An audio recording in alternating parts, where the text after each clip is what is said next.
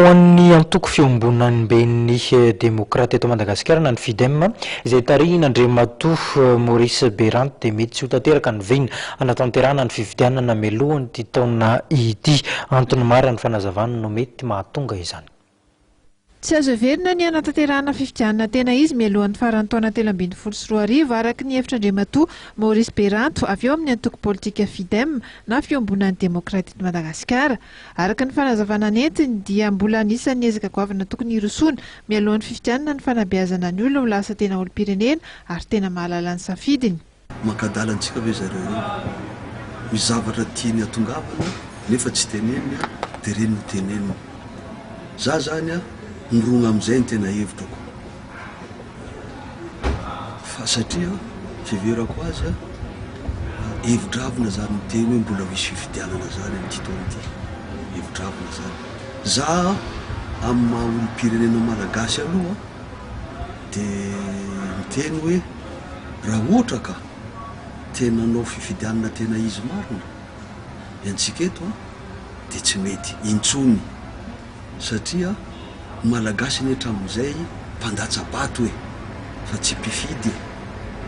Raha ohatra ka tena fifidianana tena izy ny atao zany dia tsy maintsy enjena natongavany malagasy tsirairay ho olom-pirenena ho mpifidy. Olom-pirenena zany tompoka olona mamakafaka ny raharam-pirenena, olona misafidy vao mifidy vao mandeha mandatsabato. Nefa ny malagasy hatramin'izay zany dia mpandatsabato fotsiny. Tapenana ny masony. Mikasika ny fitsarana manokana amin'sahana ny fifidianana vaovao indray dia nitondra ny fijeriny ihany koa Andriamatoa Maurice Berant. Antsika ihany no namandrika ny vatantsika. Nanangana CES voarovolona ve sa voatelo volana dia ravana dia atao indray.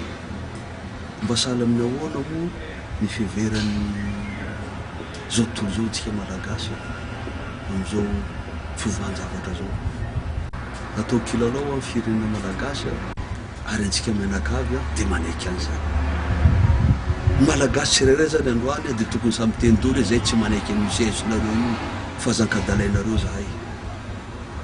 Zahay olom-pirenena tsy manaiky amin'ny CS fa dia samy mangina antsika menakavy dia samy miandry zay fanapahan-kevitra ao alainjareo. Nosoritany moa fa arafitra rehetra eto Madagasikara mihitsy no loha manamafy hatrany ny tokony andrafetana lalam-panorenana ahafahana manavao sy manitsy izany ny FIDEM ary mitaky ihany koa ny sin'ny fampihavana pirenena sy ny fanamboarana ny fototra demokratika izay notaky ny CRN nanomboka ny Jolay 2024 ny tenany.